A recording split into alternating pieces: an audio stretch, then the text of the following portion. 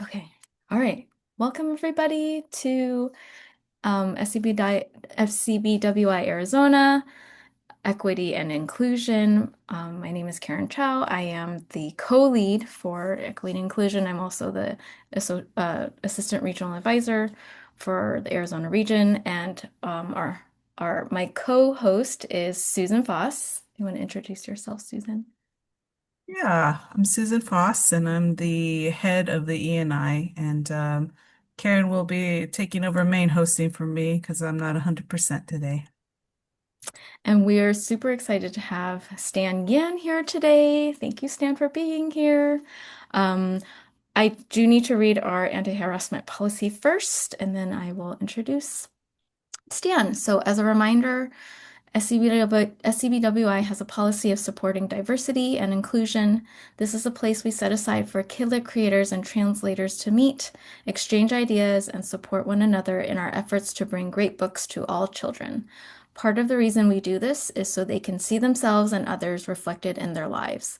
We specifically focus on the art, craft, and business of publishing and try to keep on topic so everyone gets the most value from our time together. If you have any questions about this, please see the anti-harassment policy posted on the SCBWI website. Stan, yay, Stan Yan is an award-winning American-born Chinese, ABC, Denver-based writer, illustrator, caricature artist, and instructor. His debut graphic novel, The Many Misfortunes of Eugenia Wang, is about a girl born on a day considered unlucky in Chinese superstition, and she starts to wonder if she's really cursed when she's troubled by visions of doom set to occur on her 13th birthday. Welcome, Stan. Thanks for having me. I really appreciate it. Okay, so we had some interview questions, and I know you prepared some slides, so I will try to stay in order. Could you tell us about your journey to publication? Yeah, sure. Let me go ahead and put this up here. I don't know how helpful this will be, but it'll be more interesting than staring at my face. Um, so let's see here, my notes. There we go. All right. The thing that got me into the children's book industry was my at that time I'd been self-publishing a lot of comics that were really not for kids and doing zombie caricatures at comic book conventions and uh, and everything was pretty good until one day my 3-year-old son wouldn't come down to my basement studio for some reason, and that inspired me to try writing my first picture book, which ended up being called There's a Zombie in the Basement. And this was back in 2013, and right around that time, I became reacquainted with someone that I'd met through the Colorado Alliance of Illustrators. In fact, she had only been to one meeting. That was my first meeting, and that person was Kaz Winnes, who at that time was I love the illust her. yes. Well, we're actually best friends now. So, Oh, that's amazing. I met her at, where did I meet her? I think it was NCTE. I met her at oh yeah, NCTE. Yeah, she's this in this this, past year. um, maybe the year before. I'm trying to Oh, okay. remember. It was in Oh, Boston. Oh yeah, yeah. Okay, yeah. Yeah. Yeah. She was there. I was not, but we were both at the one in Denver Oh, so good. this past year. But so if you can see where it says 2014, there you can Kaz without pink hair, you can see her there in that picture. She's hardly recognizable because Yeah, she doesn't have the she doesn't colored have the hair. tattoos and yeah. Amazing. So anyway, we had met, and somehow I got back in touch with her, and right around the time that I wrote this picture book, and she's like, you know what, you should come speak to our conference about illustration because at that time I was teaching about how to do graphic novels at the Community College of Aurora. In fact, I helped to develop a degree program in graphic storytelling. And so she's just like, oh, you'd be great to have, even though I wasn't a member yet. So, so I ended up, my first exposure to the SCBWI was at our Letters and Lines conference in 2014, and and then I actually ended up being one of the founding members of our critique group that we're both in. And we're actually the only two original members, and that was at a time when it was like in order to be in a critique group that was set up by SCBWI, you had to be an SCBWI member. So I'm like, you know what? I'm kind of free riding here, so I should probably actually join. And but anyway, at the conference that I was at, um, we had Selena Yoon as one of our uh, illustrator faculty members, and she did a an intensive at the end of our conference about how to make dummy books when you could still, mail and ship your dummies out to agents and editors before, everyone was really emailing them all over the place, and no one really physically mails anything anymore. And so with what I'd learned there, I actually created, so in that middle picture there where it says 2015, there's that was actually a dummy of my picture book that's just all made out of board and inkjet printed paper and all like spray mounted together into something that looks like a real physical book. And that was something that I learned to do in the intensive. So, um, so for like a whole year after conference, I I was submitting to agents and editors that had been at our conference. So this was kind of more of like a college attempt at querying and submitting. And I got pretty much all no's, but the encouraging thing was that they weren't all form letters. I got a lot of very specific feedback from agents and editors that was really nice because, I was told that that wasn't necessarily common, that it was more common to be getting a form response. And then one of the other things that happened is I had made two of these books and I started taking them around to comic book conventions, and I put a little post-it note that said read me. So people would sit in my booth, I'd draw a zombie caricature of them while they read this book. And inevitably people didn't realize that only a couple of pages were fully finished in color and the rest of them are just black and white. And they're like, how do I buy this?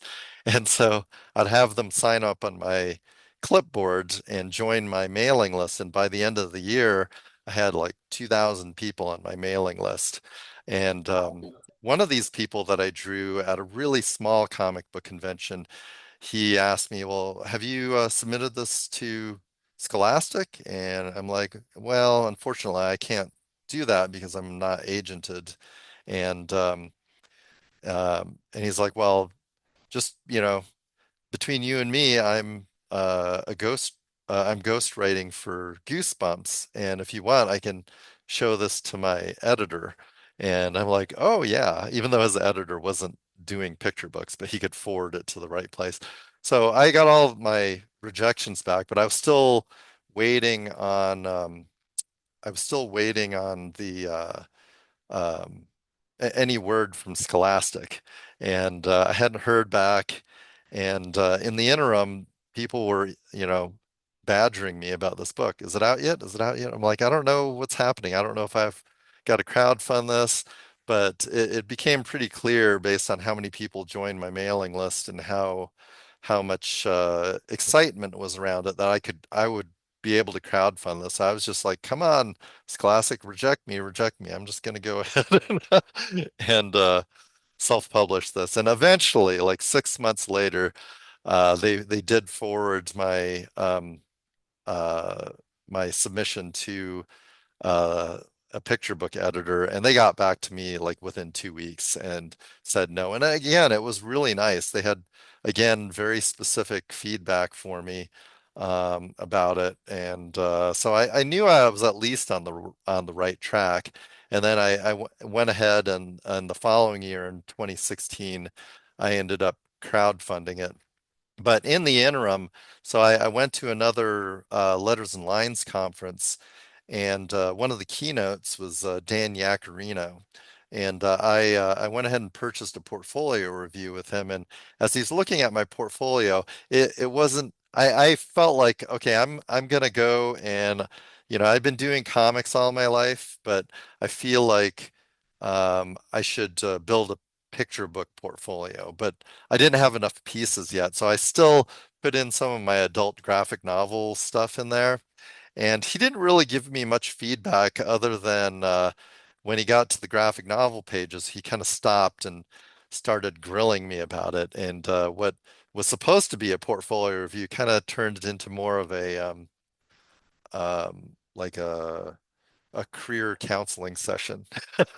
So he's like, Interesting. I know you're planning on getting into picture books, but I'll tell you what, every trade publisher has dipped their toe into doing graphic novels at this point, and the only difference is they're not getting inundated with graphic novel submissions the same way as they are with picture books. I mean, just part of it is just because of how much work it is, you know. And he's like, and I can tell that this is really your muse and this is what you're passionate about. And he's like, so I would encourage you to stick with it. The only difference is make books for kids. And so I'm like, you know what? He's right because that's just the way I always see things. Like when I'm writing a story, like for instance, Eugenia Wang, actually, when I first started scripting it out, it was I wrote it as a like either a chapter book or a novel. But I kept seeing things in panels as images. So I'm like, you know what? So pretty early on, I was like, I need to make this into a graphic novel. And with his encouragement, and this was a little bit after I had talked to him, though. This was probably about a year after that. But I started working on another project that was featured characters or monsters that were in my picture book. There's a zombie in the basement and repurposed them Looney Tune style. Like, okay, the centaur is going to be the principal of the school in in my graphic novel project and whatnot. And so I started going down the path of coming up with stories for children that were graphic novels. And whoops. And so I started querying this project. So you can see some pages, some early pages from it in the 2017 here. Um, and having other projects in the pipeline was something that I was always told that agents were going to ask about. So if they are interested in something, they're going to say, okay, what else do you have as well? So I wanted to make sure that I had a full pipeline. And so I started writing Eugenia Wang as I'd finished and started querying around um, this project that you see here. And so the early version of um, the many misfortunes of Eugenia Wang was called Olfactory Memory. And actually, even before I drew this cover, the original characters weren't Chinese or anything. But by the time I got to this, I'd already decided I was going to make the characters Chinese. Um, and so I think at the time that this was created, and this was probably maybe 2017 or so, the story as it stood, it was when he's hit in the head by a softball and starts seeing visions of the moment he dies from previous lives, a nerdy Chinese boy with a powerful sense of smell must figure out how to use his olfactory memory to avoid dying on his 13th birthday, as the visions have foretold. And so this I wasn't really querying yet, but I did have one agent interested in this previous project, and I signed with them in early 2019. Um, and this particular agent wasn't very editorial, and we only went out on sub with this first project. and things started to go south. So I decided to, as I think I talked to you before you started your recording that I was going to make my own breaks and sign up for manuscript critiques at um, SCBWI conferences with editors, Yeah. and with the intention of trying to get them to request a full manuscript, which worked a couple of times. And one of those editors had some really good feedback. They requested a full manuscript, and we set up another um, Zoom call after the conference one, and she encouraged me to simplify the story, make it contemporary, because originally it was like set in 1981, and make my characters Chinese. Well, she didn't encourage that, but I, as I had said, I ended up deciding to make my characters Chinese, and I'll talk a little bit more about that in just a second here with a couple of my slides. But things weren't going well, and some of these my agent started dropping balls and not forwarding manuscripts to editors that I had asked him to, and things. And but I felt like um, after I separated from, I really needed to refocus on rewriting um, what became Eugenia Wang before querying again. So I kept taking that project to manuscript critiques because I felt like it was getting traction that I wasn't seeing with the other project that I had been going out on sub with. And as I told you, one of the editors that wanted to see my project was from Scholastic, and they don't look at unsolicited submissions or unagented submissions.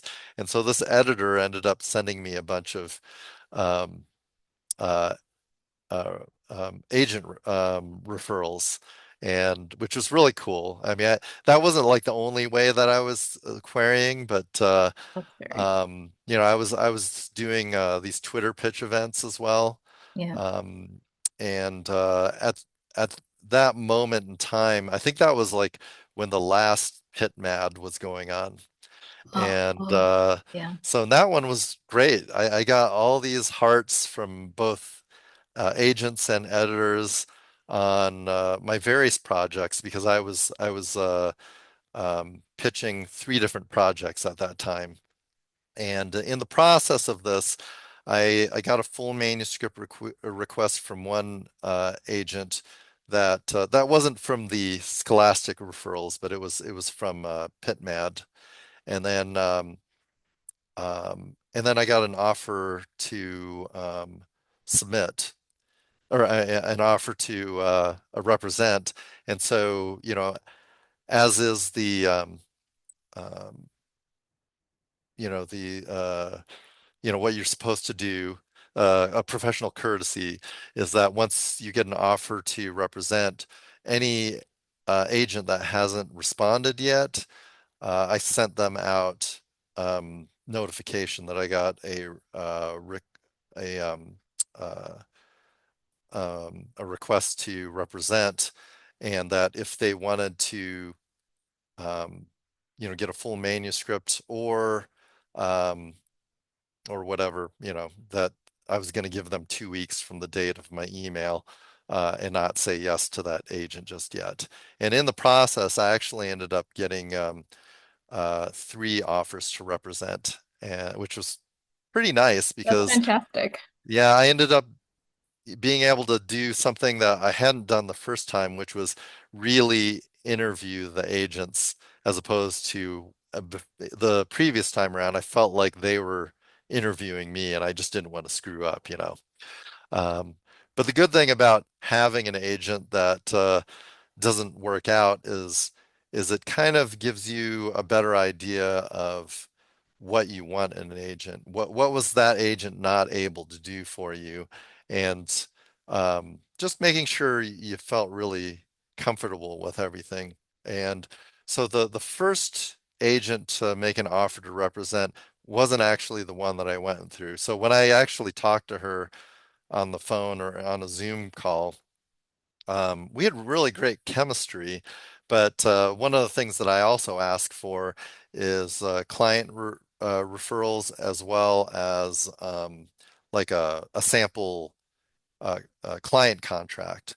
And That's her very smart. contract was a little bit odd. Like I showed it to my critique group members, and at least one of them, actually it was Kaz, did not like it. She's like, this is weird. This is a weird contract. She's like, I don't think you should go with it. Right. And then Anne, who I ended up going with, I also had really good chemistry with her. I felt comfortable with the agency she was with. And then on top of that, when we had the call, like the first thing that she talked about was ways to improve what I had sent to her, which I love because that's one of the things that I needed was I wanted an editorial agent that gave me feedback that I agreed with that was actionable, and she did that. And then on top of that, um, talking to her um, client referrals, one of them told me to call them. I'm like, uh-oh, this can't be good. A little bit But ominous. I ended up talking to him on the phone and for the next hour and him giving me all these like specific details about how she helped to sell his first project and sell it as a series and all of these things that she went above and beyond to negotiate things Wow. for. And I'm like, oh, this is great. Now, the one thing she had going against her was that she doesn't have any clients that were illustrators yet. I see. And she didn't have any graphic novel deals or anything like that. So, but in spite of that, I was like, you know what? This just feels right, and I need to go with her. And um, so I ended up signing with my secret dream agent, someone Oh, who wasn't originally even on my radar. Um, that's so cool. but you just never know, because I feel like, we all have ideas of who our dream agents are, but like agents only have a certain amount of time in their day to do the work that they need to do for all of their clients. And so a lot of times, once an agent has like 25 clients, they're full, they don't have time to work with anyone else, or like if they've got too many clients that kind of fill the same niche that you do, like Mhm. if you're trying to sell yourself as an illustrator, for instance, and they already have an illustrator client that has a similar style, are you going to be cannibalizing each other's deals, Right. So, so it's good to, be open to newer agents and agents that maybe are new to what you have to offer, just to see whether or not they may be your secret dream agent as well. That's fantastic. Yeah. So did So you end up selling to Scholastic? I did not actually after all Oh, that, and then that yeah, that's so editor that interesting. ended up giving me all that really great and valuable feedback didn't end up picking it up either. What? So once I signed with Anne, I was like, we can't prioritize what you signed me for. We got to prioritize what ended up becoming Eugenia Wang, Right. because I have like three editors that already want to see this, and I haven't sent it to any of them. One through the Pit Mad, and two of them that were through conferences. And well, one of them that had given me the revise and resubmit and told me to simplify things and make things contemporary. And so so for the next 6 months, I worked on polishing my pitch package, and and once we went out on sub, thank goodness she made me polish things up, and I was on the right track because we got immediate interest from who ended up being my editor, Christy Choi from Athenaeum. Right. And after two revise and resubmits on the detailed synopsis, then we got a book deal. So that was great. That's amazing. So So did you not have so when you sold it, did you not have it completed or it was completed but it needed It was Edit? completed. Yeah. So both, Oh, what they made. Okay. all of my pitches, I'd completely finished full scripts on them and did Wow. at least 20 pages of sample art. I mean, in kind of rough draft, like I would give them maybe 4 to 6 pages of finished art for each of these. But I didn't realize, before I signed with Anne that with graphic novels, you don't actually have to have a full manuscript because it's going to change. It's guaranteed it's going to change. So Yeah. really what you need is a detailed synopsis, which is different than like for a novel. Like for a novel, they're very specific. No more than 2 pages, double spaced, what is it, 10 point or 12 point 12 with point. Yeah. 1 inch margins. And Yes. with my graphic novel synopses, there were single spaced half-inch margins. I think my longest one was like 14 pages. Whoa. It's just a different animal, because they can kind of tell how your storytelling is from your sample art, Okay. so they know your pacing, they know you can draw, they know that you have character consistency. So the thing that they're really concerned about is the details of your story. Okay. In detail, how does it play out? No surprises. Whereas, with your query letter, you've got what, 2 sentences to, kind of pitch them an intriguing hook. Yeah. Yeah. Very different for sure. Yes.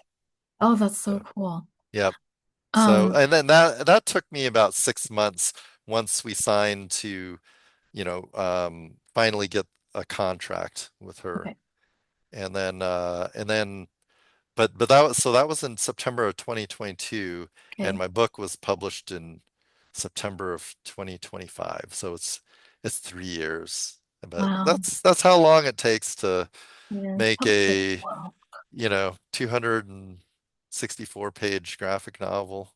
That's fantastic. That's Yeah, fantastic. of which time really, like, once we nailed down a the script, I really only had a full year to draw all of it. Wow. Um, I mean, it was really like 1 year of scripting and 2 years of drawing. But in those 2 years, there was, I have to do the rough drafts, send it in, wait for editorial feedback on things.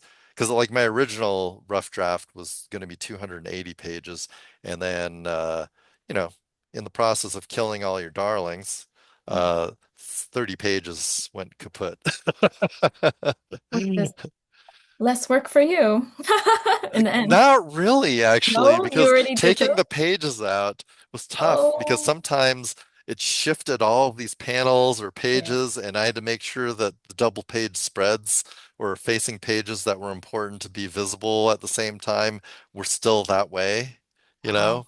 Such a So there's a different. lot of different things that happen when uh, editorial changes get made. I see. And yeah, so That's so that was my road into being a traditionally published children's book author. Thank you for taking us on that journey. Yeah, yeah, Journey. but it was a long journey, as you can tell. Yes. Yes. Okay, I'm so an you I'm an overnight success over 10 years. okay, so a little while ago you mentioned that Eugenia was originally not Chinese. Yes. So can you tell us why, like, why did you change her to be Chinese? And then Um, are most of your novel or graphic novel or upcoming or whatever projects about Asian American characters? Because it is a NHPI month. right, yeah. Actually, not necessarily. I mean, not that I'm not going to be drawing Asian American characters into my books, but I'm kind of taking a turn into traditional movie monster the traditional movie monster world. So, Okay. so the characters are all monsters of some Monsters. sort. That again Mm. was the project that I showed you earlier. So this is one of the characters that is featured Oh, in a weekly comic that I do called Peter Cadaver, okay. and that page was like a really, really early rendition of that same project. So. Okay.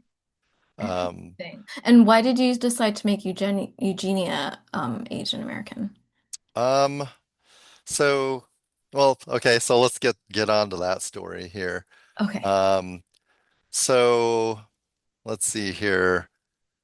So originally, none of my books were really about Asian characters for whatever reason, even though like the series that inspired at least Eugenia's last name was called the Wang, and definitely not for kids.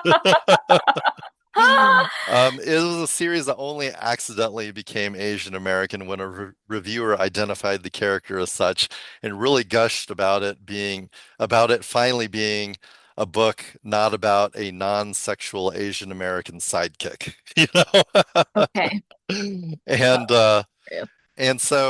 I kind of ran with it, but I mean, there still wasn't a whole lot of about my personal Asian culture in it, and um, and I wasn't sure um, whether I was like the person to tell those stories because I grew up in a very non-Asian neighborhood in suburban Denver. So I felt like I lost a lot of my culture and so you know those weren't my stories to tell. But and so when the first edition of There's a Zombie in the Basement came out, you can see that my character wasn't Asian, even though he was inspired by my son's fear of my zombie caricature artwork. And my son looks like me, you know? Mm. Um, but, um, you know, I think like a few years into, after I joined the SCBWI and after this book came out, I started reading, very purposefully reading books by Chinese American authors like Andrea Wang, Grace Lin, Kelly Yang, Lisa Yi. Mhm. And I was like, oh man, there are books out there that have characters that are Chinese American.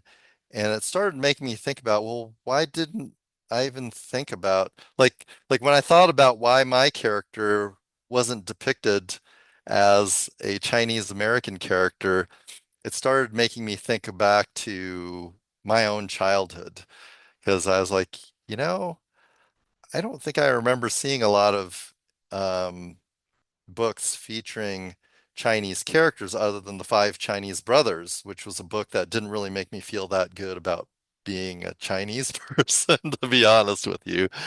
And um, and so as I started thinking about why I made this character not Asian, um, I I began to realize even as like a 40-some-year-old adult, I actually kind of didn't feel like I had permission to, you know, was I Asian enough? You know, there was always those questions about Okay.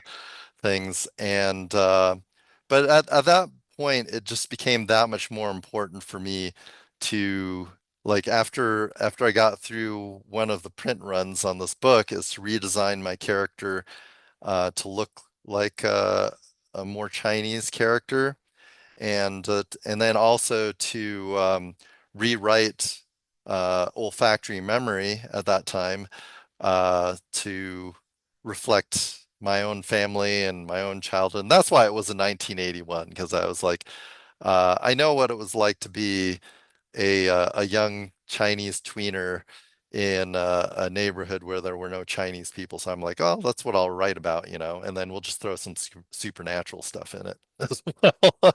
Yeah. So the character that originally on the left here was named Morty Rose, became Morty Chen. And so these are some pages that I'd drawn up that the editor at the conference ended up seeing these pages and giving me feedback based on that version of the story. Wow. Um, so whoops.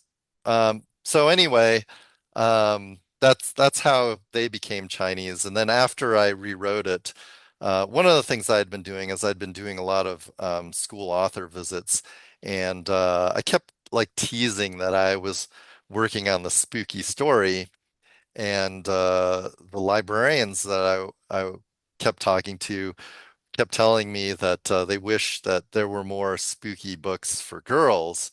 And so that's how Morty became Eugenia.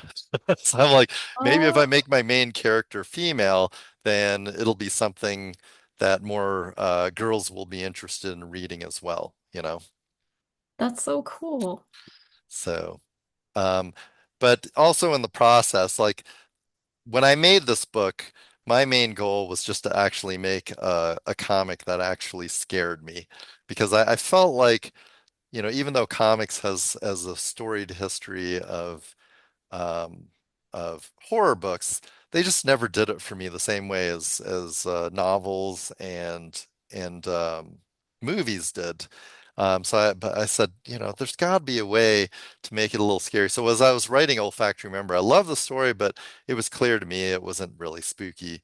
And then when I changed it to Eugenia, one of the things that happened in making it contemporary and taking out what the editor called was a superpower, which is the olfactory senses, getting him into these visions of his death and previous lives. I was like, she's still got to get into these visions of, what might be a premonition. So I made her into a comic artist so that the comic that she drew about this weird vision is something that would kind of be like a portal into um, these spooky visions that start peeling back layers of this onion. And in the process of things like her drawings getting changed that in ways that she doesn't remember, and things happening that were against her wishes, it became spooky to me again. So it became my bucket list story because of great advice from editors. Oh, that's great. I mean, editors are magical people, so they They always make are. it And better. as I'm going through my current project with my editor, like there were all of these things that she wants to change. And in the moment, as after I've scripted them, I'm like, oh, all right, I'll take these things out. But I don't want to. But as I'm drawing them, I'm like, you know what? She was totally right on this. So I have to salute her for having the vision to know how the pacing was going to lay the story out. So true. That's so okay. So, you mentioned your family becoming kind of the background inspiration for Eugenia's family. Yeah, yeah. Is that where you got your inspiration, your ideas? Yeah, yeah. I mean, I'm kind of a sponge, so like if anything strikes me as funny or interesting, then that's something that I use to kind of inform my work. And so there are some things in the Eugenia Wang that are directly out of my family. So like she calls her brother William Bird Turd, Or which is something turn? that my sister always called me. And at some point, he calls her ape face, which is what I used to call my sister. That's amazing. I love it. It felt very So true to yeah, life. and the character designs are also like really, I mean, even though they're pretty wacky, like everyone's got a different shaped head Yes. to make sure that like their silhouettes are quickly and easily identifiable. But they also Mhm. kind of reflect their personalities as well.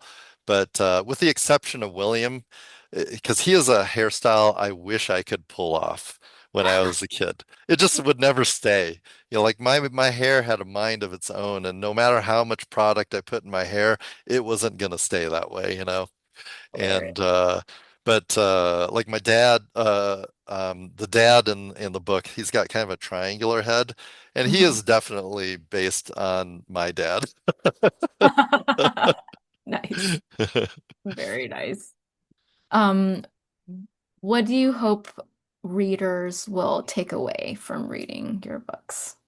Um, well. I mean, more than anything else, I hope that my readers um, will take away a fun experience, you know. Um, so, that first and foremost, that's what I want to do, you know.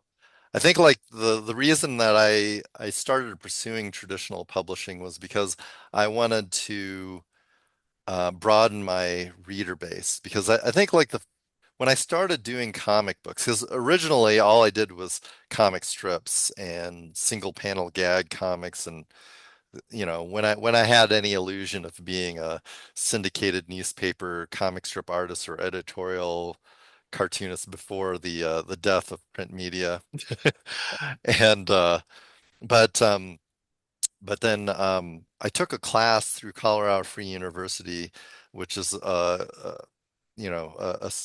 school, non-accredited school where, you just take classes of your interest that was about making comics. And I thought it was about how to make comic strips and sell them to newspapers.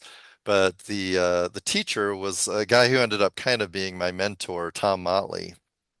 His assignments were about making long form comic stories, comic books. So this is kind of like the first time I ever really thought about doing anything like that. And it was liberating. Like I didn't have to come up with a punchline every 3 or 4 panels, and so I could kind of let things breathe. And so from that point on, I really kind of fell in love with the medium. But for me, like making comics wasn't about making a career out of it. And as I was writing some of my early stories, my audience was very limited. Like the characters were based on my college friends and their families. But then I started Xerox copying them and stapling them and selling them at these really local, they're really kind of like swap meets where most of the tables were guys that were trying to sell all of the books in out of their long boxes that their spouses probably were telling them to get rid of out of the house because they were occupying too much space.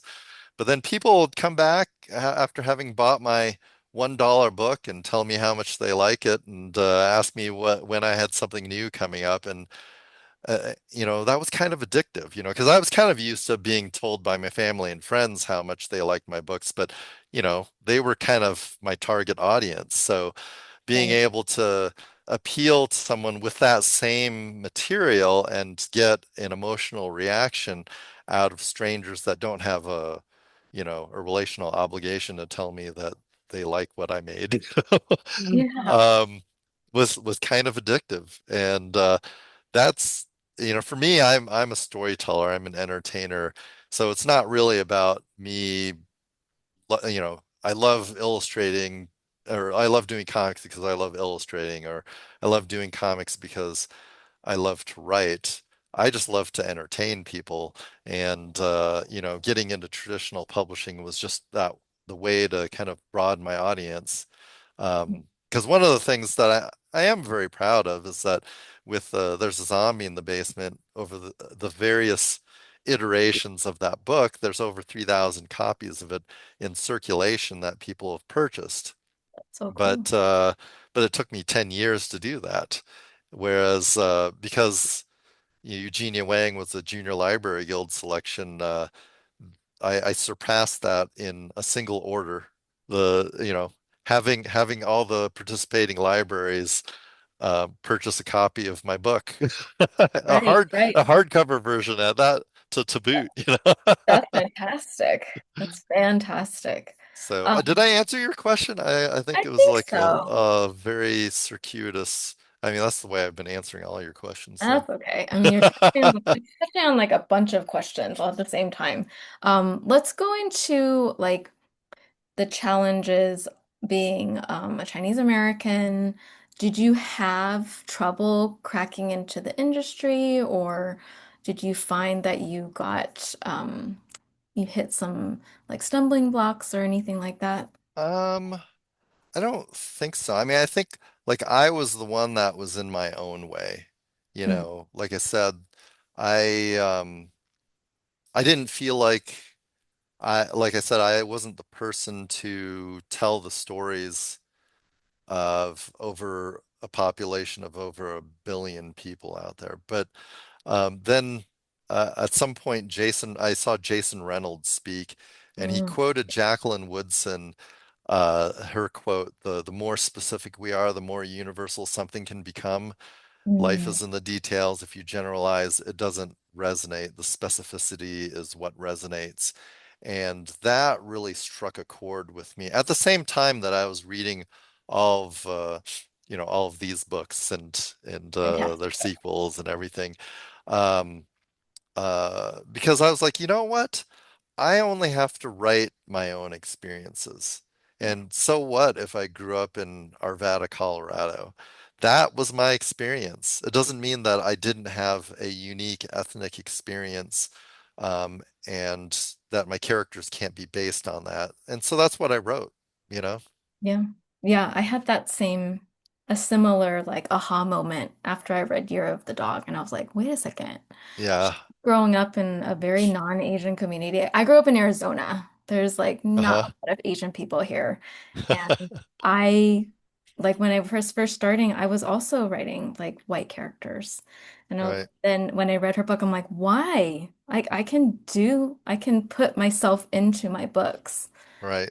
And and I think like and not by feel inferior because it's not Chinese enough. yeah, it doesn't surprise me in retrospect that Eugenia Wang was my first my debut, because I think there's like a level of um it feels more genuine because it's based on my own experiences and the characters are based on real people. So everything is much more well-rounded. And Mm, so if you've got something that feels genuine, it's going to be easier to sell, you yeah, know, because it's because authentic. the editors, the agents, they can tell. Yeah, yes, they can. Yeah. Um, did you, I And know I that, think by doing that, you also actually end up avoiding a lot more stereotypes. I mean, in spite of all of the, good read reviews to the contrary, that say my characters are, one-dimensional, um, uh, you know, they aren't, because they are based on real people. real people. Yes. This- yeah, I don't agree with that. Um, Yeah. Well, I mean, what do they know? They don't know how I came up with these characters. that's So, true. but I'm glad that they came out and explained to me about my, lack of authenticity in my own life experiences. Good to have a sense of humor about that.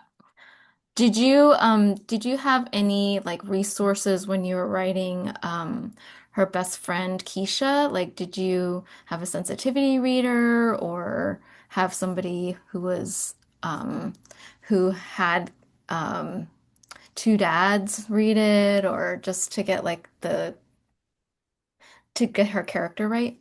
Well, fortunately for me, my editor is in the LGBTQ community. Oh, So, and I had a lot of people looking at this. Like I had 1 million editors and art directors, just because, you've got your main editor, your continuity editor, your design book designer, and my continuity editor just also happened to be um, uh, Chinese, and they knew, like okay. for me, I feel like I lost my language, so it was kind of like as I was writing this, I had to do a lot of research Oh.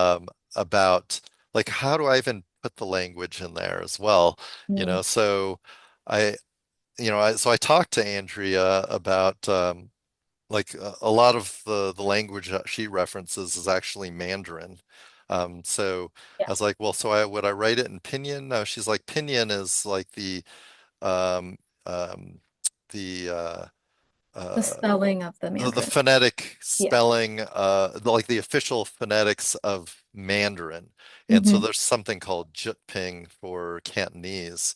And Oh, so I started, looking for these Jutping um, online uh, like a dictionaries, so I could figure out translations and try to remember because like everything has a different context and there's like way more words in certain languages for a lot of different things that are slightly different or a lot fewer, you know. Mhm. And so it's me trying to remember back to my childhood of living in a home where like all the Chinese was spoken out inside of the house and then outside of the house everything was English, you Yep. know. Same. And so, you know, you're talking about 35, 30, 35 years ago of me trying to remember things that I haven't practiced. Mm. And so that was a little bit difficult. So having an editor to help check a few things, although I don't think everything was totally right, because one of the things that I mentioned early in my book was like this, I think it's a lotus wrapped sticky rice that we called the jung, but the way we spelled it, there's like a something English in the Urban Dictionary that is not polite that we ended up spelling it like. So if we ever go back to print, I'm gonna push to change the spelling of it to something that can't be mistaken for something rude. The editors did not catch that. So, Oh, that's fun. Okay. Nice. Okay, so let's talk about how do you balance oh, and illustrating? actually, Oh, before we sorry. move on, Yeah. just to get back to the sensitivity ring. Oh, So yeah, there were sensitivity. several things that Christy encouraged me to change because Okay. she didn't feel like, you know, as a person in that community that, you know, Mm. but they weren't necessarily about Keisha's parents. They were about Oh, like certain word choices that were in other places in the book, you know. oh, So just uses of pronouns and things like that that could have okay. been better. And I'm like, so and that was good because I want to make sure that you know, I make my stories as inclusive as possible because like I said, I'm trying to make have a wider reading audience. And so anything that feels like it's excluding anyone from being able to enjoy my book, I want to make sure that that gets fixed, you know. Yeah, that's fantastic. Because, you know, we all have blind spots as much as we want to feel like, you know, we're good people, inevitably, you know, no matter what your upbringing is, you're gonna have a blind spot. Yeah, That's a guarantee. that's completely true. Yes. But we can try to educate ourselves and do the best that we can. Right. Um, how do you, so let's go into like doing this as a career. How do you balance your writing and illustrating with other things like being a parent and having Right. another job? Well, I'm going to show you something that has helped me. So, my agent found this somewhere out on the interwebs. It's this spreadsheet that was created by Carrie Peace that is a planning spreadsheet for graphic novels. And so you can kind of figure out, you can see like how many. So based on what you know about your production or how quickly you can create, you know, it asks you in different steps of the process, layout, thumbnails, pencils, inks, colors, how many pages can you do per day? And Mhm. then, you know, how many days do you want to have off per week? So I was like, okay, let's just plan on me having weekends off. And that way, you know, that way I can make sure to have family time. You know, kids, they always have they always take priority, and Yes. so there's always stuff that comes up that you don't expect. You know, you're not going to be, you know, if you get sick, you want to be able to rest, so you have 6 day buffered, and if you know that you're traveling or there's things you can put in additional days off. Um, there's going to be some fixes that need to be made on things that you already created. So there's all these things that you can put into this, and then it calculates, you know, how long it's going to take. And maybe you aren't in control of this. Maybe you're told this is your deadline. So so then you kind of work backwards where you kind of figure out, well, how many pages do I need to finish?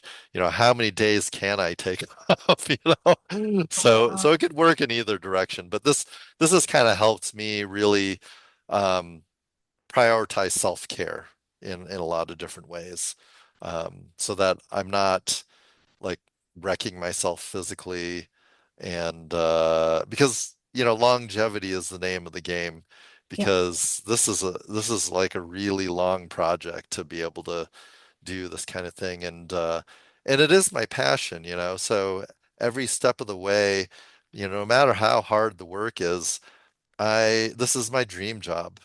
And I want to keep it my dream job because too many people that start doing their passions as their paid work, it you hear about a lot of these people that lose their passion for it, and that is a tragedy. I Yeah. don't, I do Well, not it's want that to happen, easy to burn out, I think. right? And that was one of the reasons that I've told my agent that because of the amount of time that I've got where I'm just waiting for editorial notes that I could still do things like book covers and possibly even like a illustrated picture book, but I am not drawing anyone else's graphic novels Yeah, because makes it sense. it takes years out of my life and I've got too many stories I want to tell. And so if I'm going to be Yeah. spending that much time working on anything, it's got to be my own stories because I started this whole process pretty late in life, so I'm already counting like, well, how many books can I make before I'm not here anymore? It's a little bit morbid. But that's me, I'm the spooky guy, so I can't, many misfortunes of Eugenia Wang was about, death. So Yes. Yeah, for it's no sure. big surprise that I wrote about that. Okay, so we're running out of time. Okay. Do you want to talk about like what advice you would give other authors and illustrators who feel discouraged or for people who are just starting in their career in publishing? Um, well, my advice is really to, because like this isn't a quick and easy way of making money, you know. Hmm. So if I was doing nothing else but pursuing getting a book published, I have no idea how I would have bought food for 10 years. Or well, at least 7 years, because Realistic. I did get an advance in early 2023. So We could buy um some food. yes, yes, exactly. So I feel like the reason we do this is because we're passionate about it in some way, shape, or form. And really I encourage you to think about why you are passionate about what we do and to make sure to protect that in any way that you can, So if that means that you don't do this for money, fine. When I do school visits, I get this question a lot. And I ask the kids, how many of your parents are passionate about golf? And, of course, like half of the kids raise their hands. And I say, well, and how many of them are on the PGA Tour? And they all put their hands down. Like, but they it it's their passion and they make time for it and that is why it's important for them to do this. And so I feel like, whatever your relationship is with creating your stories or illustrating, um, make sure to retain that. And for me, fortunately, the passion relates to widening my readership base. So so it goes hand in hand. But I also feel like uh,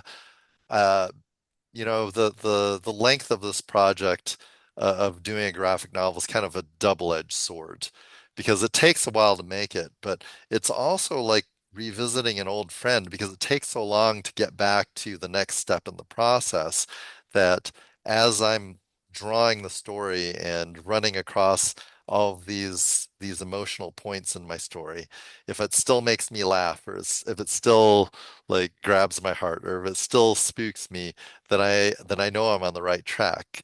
And so in that way, it's kind of fun working on something this long because it becomes a positive, visceral experience for me each pass through the whole thing. That's Uh, so other than the revision, I don't like revisions. do any like revision. Do you want to talk about like what's next for you so we can like Oh promote it? yeah, yeah. Yeah. So I was just about to share that. So as I've been hinting at this whole time, the project I'm currently working on is a two-book deal that hasn't been quite announced, but it lives in this universe Oh, of my comic strip. So the hint is the domain name at the bottom. So that's the name of got the it, got it. project. So even though Oh, Peter gets to be the star of my comic strip each week, it's actually his sister, Patty, that is the protagonist in my upcoming stories. oh, how fun. Well, the upcoming story. I don't know about the second book yet, because I'm hoping that I can convince my editor to let me have a different protagonist in each of the books in the series. And hopefully it'll go beyond two books because I have a lot of different ideas. And they're all like different characters that would be the So, protagonists. okay, let's open it up quickly for like questions. Anybody have any questions? Yeah, sure. You can unmute yourself. Go ahead, Sue. Hi. Hi, Okay, Sue. hold on. Thank you Oh, look so at you, much for that. multitasking, getting I know, exercise while you're on. I know. I would have preferred to just listen in calm silence, but alas, yeah, this afternoon's schedule. So anyway, that was amazing. Thank you so much. And I have to tell you, because I might not get a chance to tell you this again, Eugenia Wang, you know that picture that you have when she's inviting her love interest to her birthday, and she's like, "It's my birthday. Do you want to come?" I still think of that every now and again. I laughed out loud when I was reading the book. I mean, the sentiment behind it, the posture that you got in the illustration, it was so perfect. Oh, thank you. So, yeah, thank you. I really enjoyed your book. So, two questions for you. And I know if there's no time, no biggie. The first question is with graphic novels, that's interesting. You were talking about the scripting. So I Yeah. wanted to know if it's standard that you always do the scripting first. Like do you give little spot illustrations to kind of lead, or is it without that even? Like for me, I am very linear. And so, yeah, I do all the writing before I do any of the drawing. And, maybe I'll like draw some of the characters, or if there's a particular scene I want to sketch out so I remember what's in my mind's eye, I might do that. But for the most Mm-hmm. part, just because I know it might get changed, and I don't want to spend all that time drawing something that and doesn't end up making it. Um, I script it all.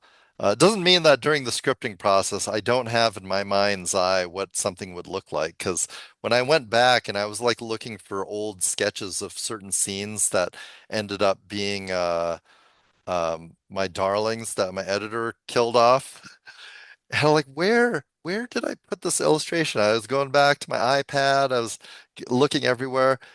I don't think I ever drew them. It's just when I was scripting it in my mind's eye, I had such a vivid picture of how a scene would play out. I thought I'd drawn it and I didn't.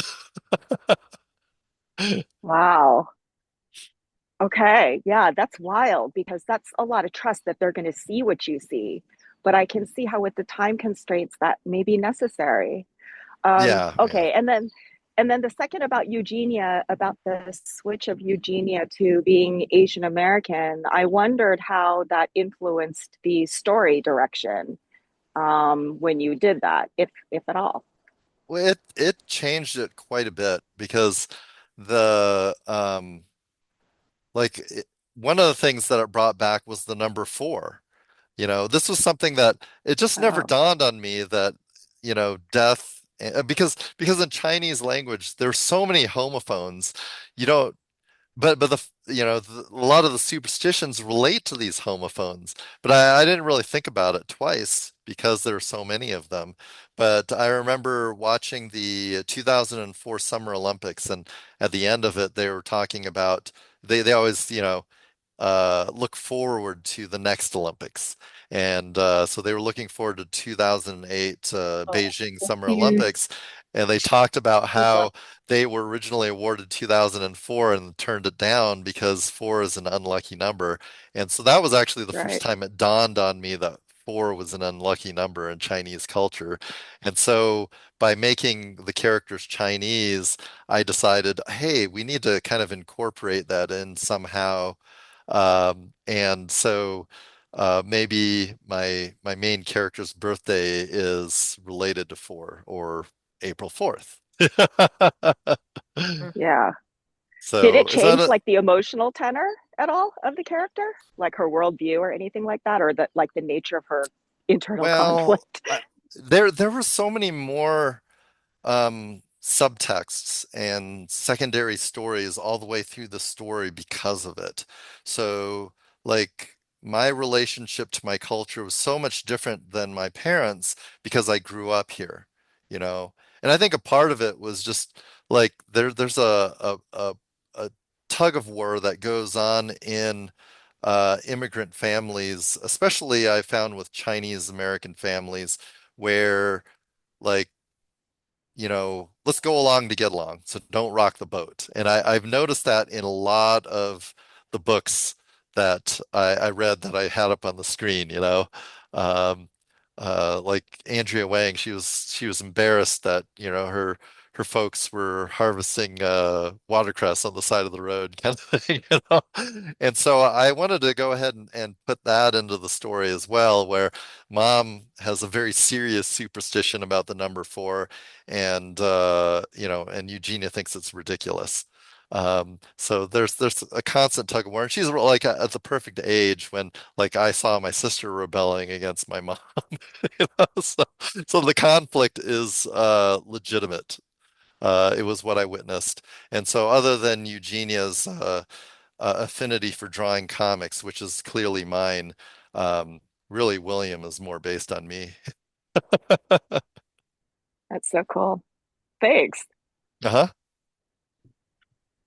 Any other questions? Thank you, Sue. Okay. Susan, can you tell us or thank you so much, Stan. Thank you so much Oh, for you're being welcome. here. Thanks for having me. Yeah, we've really enjoyed this conversation. It's just amazing. Can you tell us, Susan, when we're meeting next? Yes. Let me just look it up real quickly. So our next meeting is in June, and it is going to be an in-person watch party of The Hate You Give, which is a movie based on the YA book of the same name. And it's going to be on Sunday, June 7th. It's in person only, mandatory. RSVPs are mandatory, and it's our usual time, but just a little extended because obviously the movie is, I think, 2 hours. So it'd be like 2 to 4, 4 or 4:30 for some discussion time. Yeah. Thank you all for coming today, and this is recorded, so Susan can get everyone the recorded link if you want to rewatch. If I don't think we have I Sue's was just gonna email. say, Sue, If if you you want want to to drop your pop it email, in yeah. the chat, then she can email you that and the summary of what we talked about today. The ghost. Okay, meanwhile, I'm gonna stop recording. So Okay. All right. just a I'll second. say goodbye to all of our recorded viewers. Bye, everybody. How do I stop recording?